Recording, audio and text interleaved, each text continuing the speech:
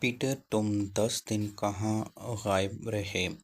California کے اس nursing school کا پرچہ بہت دلچسپ تھا۔ پرچے میں 10 سوال تھے۔ 9 سوال میڈیکل سائنس، طبی سہولتوں اور مریضوں کی نگہداشت سے تعلق رکھتے تھے، جبکہ آخری سوال نرسنگ اسکول کی سویپر کے بارے میں تھا۔ ایگزامینر نے زیر تربیت فیمیل اور میل نرسوں سے پوچھا، آپ اسکول کے کوریڈور صاف کرنے والے سویپر کا نام لکھیں۔ طالب علم یہ سوال پڑھ کر حیران رہ گئے۔ یہ میڈیکل کا پرچہ تھا اور میڈیکل کے پرچے میں اس قسم کا سوال بے تکا اور غیر ضروری دکھائی دیتا تھا۔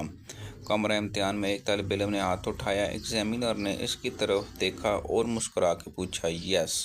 طالب علم نے پوچھا، کیا آخری سوال کے نمبر دوسرے سوالوں کے برابر ہیں؟ ایگزامینر نے خام مثالیں لائیں اور پرجوش لہجے میں جواب دیا، 100%۔ طالب علم مزید حیران رہ کے یہ نوجوان جوں 10ویں سوال کی طرف بڑھ رہے تھے، انہیں اس قدر بے چینی محسوس ہو رہی تھی۔ یہ 4 سال سے اسکول میں پڑھ رہے تھے۔ ان 4 برسوں میں ہر طالب علم نے اس سویپر کو دن میں اوسط 4 سے 5 مرتبہ دیکھا، لیکن کسی نے اس کا نام پوچھنے جاننے کی کوشش نہیں کی۔ یہ لوگ صبح آتے تھے تو خاتون سویپر وائپر سے کوریڈور صاف کر رہی ہوتی تھی۔ یہ لوگ کلاس روم سے لیبارٹری آتے تھے تو یہ خاتون کو اس لیبارٹری کے شیشے صاف کرتے دیکھتے تھے۔ دوپہر کی لنچ بریک کے دوران یہ خاتون سکون کا لان صاف کرتی دکھائی دیتی۔ دوپہر کو جب طالب علم ہاسٹل کی طرف روانہ ہوتے تو یہ ڈسٹ بین کی صفائی میں مصروف ہوتی۔ آندھی، طوفان، بارش، گرمی یا پھر سردی، ان طالب علموں نے اس خاتون کو ہمیشہ کیمپس میں کام کرتے دیکھا، لیکن کوئی طالب علم کبھی اس خاتون کے پاس نہیں رکا۔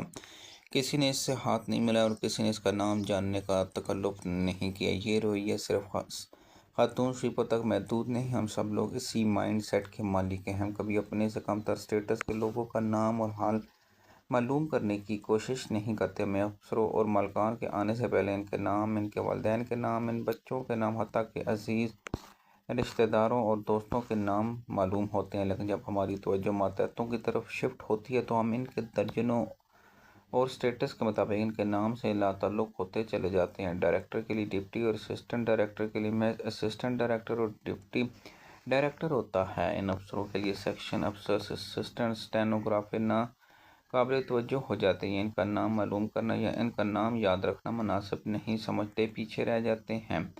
کلرک، چپڑاسی، چوکیدار اور سپر، تو یہ لوگ ایسی مخلوق ہیں جن کے ناک، کان، آنکھ، بازو اور ٹانگیں تو انسانوں جیسی ہوتی ہیں، لیکن یہ انسان ہوتے ہوئے جناتے، جس طرح ہماری نظر تمام بطخیں محض بطخیں، تمام مرغیاں صرف مرغیاں اور تمام بلیاں صرف بلیاں ہوتی ہیں، بالکل اسی طرح ہم تمام لوگ سویپر کو سویپر، تمام چوکیداروں کو چوکیدار اور تمام چپڑاسیوں کو چپڑاسی سمجھتے ہیں، اور ہمارا دماغ یہ سمجھنے کے لیے تیار نہیں ہوتا کہ ان بیچاروں کا بھی کوئی نام ہو سکتا ہے۔ شاید یہی وجہ ہے کہ ہم لوگ کبھی ان کا نام جاننے یا ان کا نام یاد رکھنے کی کوشش نہیں کرتے۔ ہم اپنی یادداشت کو صرف بالائی طبقوں پر استعمال کرتے ہیں۔ ان طالب علموں کے ساتھ بھی یہی ہوا۔ یہ اس سویپر کو روز دیکھتے تھے، لیکن اس میں سے کسی نے اس کا نام پوچھنے کی زحمت گوارا نہیں کی، یہاں تک کہ امتحان کا دن آ گیا۔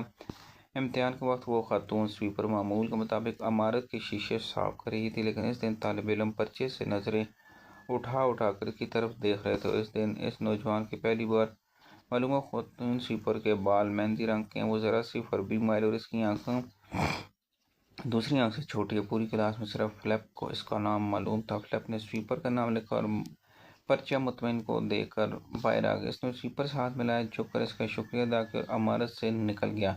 خاتون سویپر بڑی دیر تک اپنا ہاتھ دیکھتی رہی، کیونکہ کالج کی ہسٹری میں پہلی بار کسی طالب علم نے اس کے ساتھ ہاتھ ملایا تھا۔ میں نے یہ کہانی اپنے ایک دوست کو سنائی تو اس نے جواب میں مجھے روسی کہانی سنا دی۔ ماسکو شہر میں ایک کوچان رہتا تھا۔ یہ کوچان شہر کے ایک چوک سے پروفیسروں، اعلیٰ سرکاری افسروں اور ڈاکٹروں کو اٹھاتا اور دوسرے چوک میں پہنچا دیتا۔ یہ 10، 15، 20 برسوں سے یہ کام کر رہا تھا۔ ایک دن وہ کام پر نہ آیا، اس کی سواریوں نے دوسرا ٹانگا لے لیا۔